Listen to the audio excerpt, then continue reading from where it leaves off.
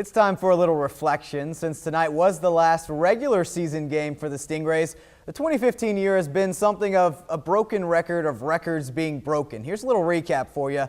The Rays won 23 straight games, a streak that spanned 56 days and set a new ECHL mark. And we can't forget about the goalie, Jeff Jacadis, and his scoreless streak that ticked 319 minutes. But enough about the numbers. It's Saturday night. Let's put something on ice, bartender. Fan appreciation night at the Coliseum. 8,000 strong on hand for the Rays and Icemen. Second period, we're knotted at 0 until the Rays get on the board with the sneaky goal right there. And speaking of goalies, Jeff Jacadis had a pretty solid outing for the Rays.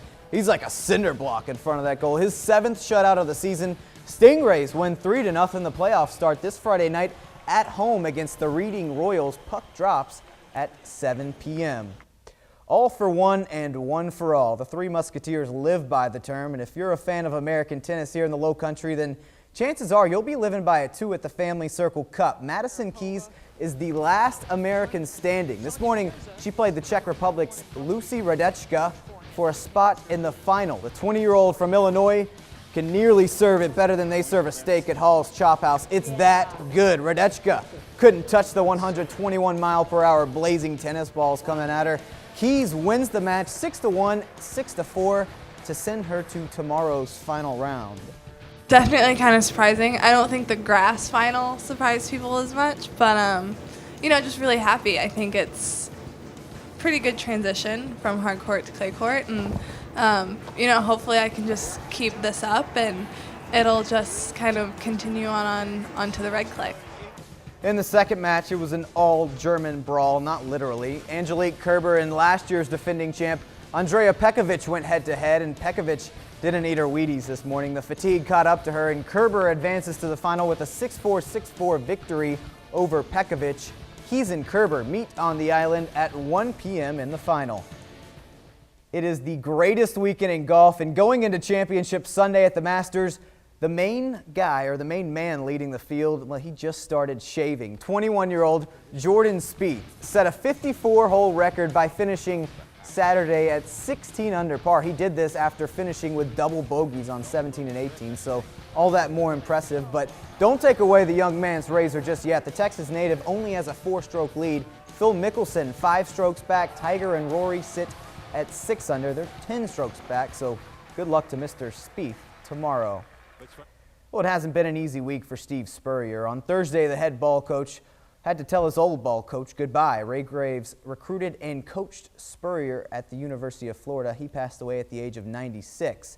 Spurrier called Graves the biggest influence in his life next to his mom and dad. Today, the old ball coach was back on the sidelines for the annual Garnet versus Black spring game at Willie Bryce. The game itself left plenty to be desired. The Black team won 14-13 after a last-second touchdown from Michael Scarnecchia to Terry Guger. But the star of the show was Darius Rucker. He has some legs that can run as fast as a wagon wheel. The country singer sprinted down the field, caught a touchdown in the end zone. After the scrimmage, Spurrier offered no hints on who's winning the quarterback competition.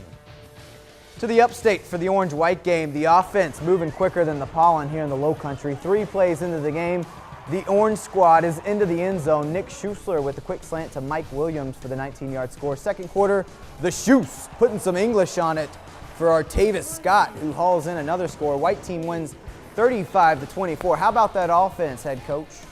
I think we've got several playmakers. We've got a bunch of guys that can make plays.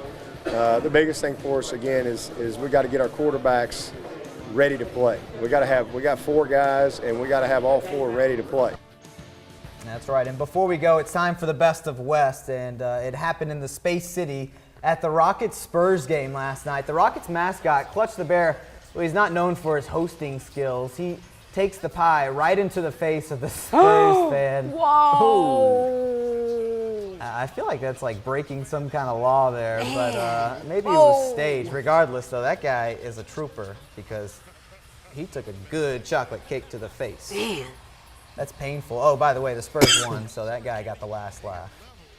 Oh, it's a waste of chocolate cake, man. Yeah, I mean, it's a sweet price to pay to be a fan, huh? Absolutely. All right.